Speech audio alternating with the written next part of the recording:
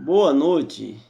Agora já falei sobre a Sagrada Tradição, Sagrada Escritura, a Bíblia Sagrada, e agora eu vou falar sobre o Catecismo, o Magistério da Igreja, o Sagrado Magistério.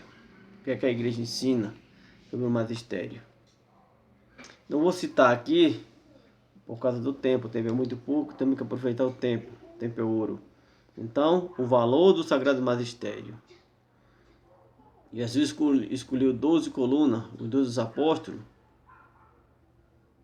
para acompanhar na sua missão de 3 anos.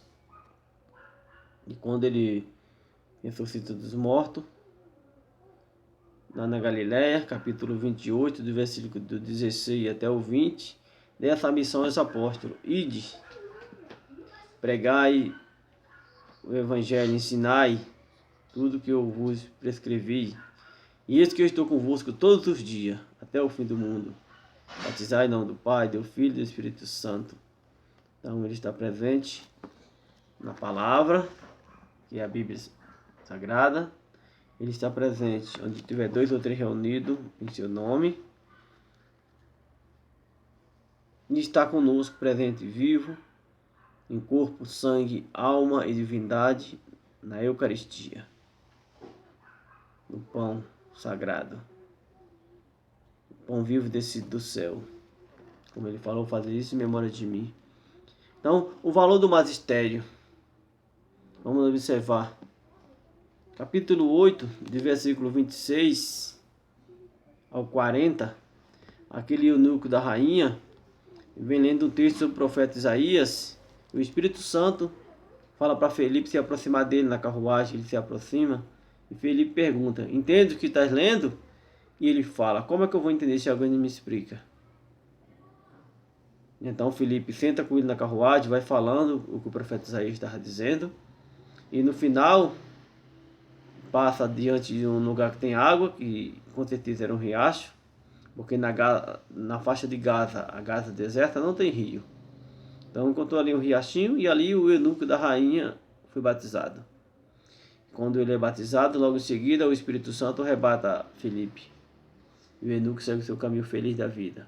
Então veja, ele estava lendo e não estava entendendo o que o texto sagrado dizia. O Espírito Santo fala para Felipe, se aproxima dele, Felipe se aproxima e explica para ele. E ele entende depois. Esse é o valor do magistério. O dom da palavra, da interpretação que Jesus confiou aos seus apóstolos, aos 11. E depois, por fim, escolheram Matias para continuar o número de 12. A gente observar também, capítulo 24 do Evangelho de São Lucas, de versículo 13 ao 32. Aquele encontro de Jesus com os discípulos de Emaús.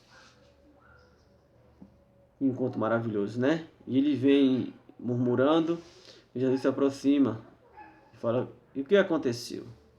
Ele fala: por acaso tu és o último estrangeiro aqui em Jerusalém, que não sabe o que aconteceu? Como ele é o último forasteiro? Jesus de Nazaré, um grande profeta, em obras e em palavra, que foi morto e hoje é o 3º dia. Nós esperávamos que ele fosse restaurar o reino de Israel, mas hoje é o 3º dia. Se bem que algumas mulheres disseram que ele ressuscitou, mas eles próprios não acreditaram, né? E Jesus fala para ele: ô povo tardo de inteligência para entender.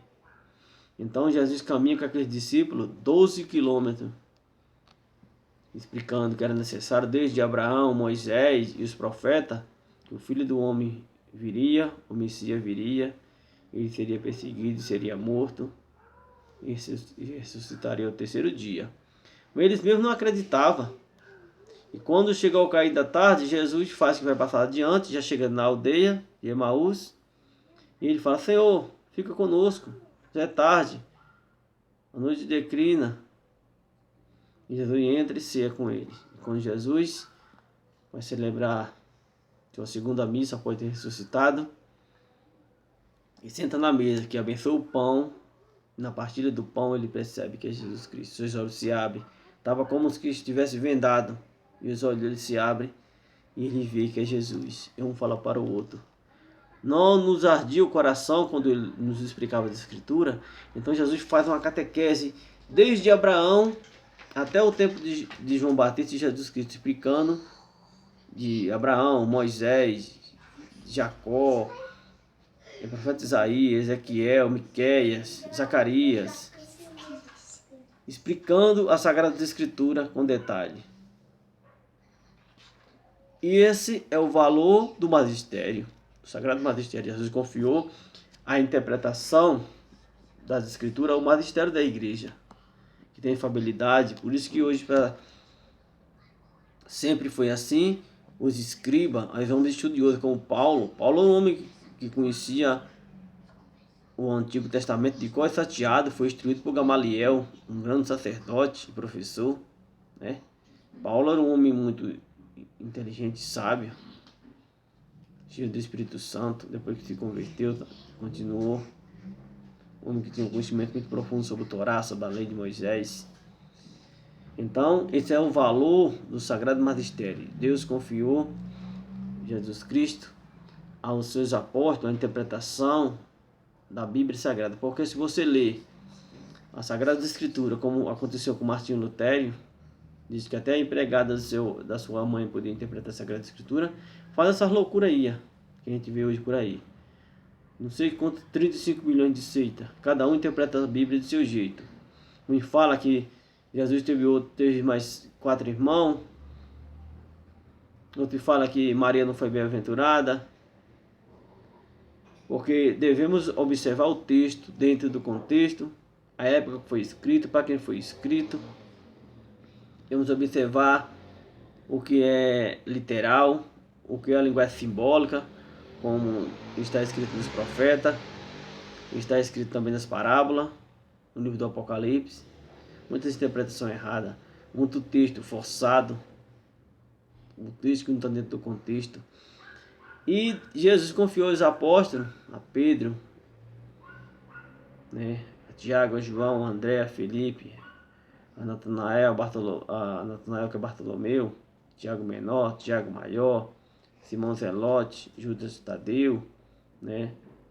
Quando escolheu os 12, né? Judas Iscariote, Tomé, Felipe. A interpretação da palavra segundo a Sagrada Escritura. Temos que ler e ser fiel ao magistério da igreja. Por isso que a igreja católica tem esse cuidado. Temos esses 3 pilares da nossa fé, o tripé da nossa fé, da fé católica. Sagrada Tradição, Sagrada Escritura e o Sagrado Magistério. Porque a pessoa natural vai ler, acha bonito, se emociona com a palavra de Deus, mas não entende, né? Quando o homem ouve a palavra de Deus, está lá em Mateus capítulo 13, versículo 18.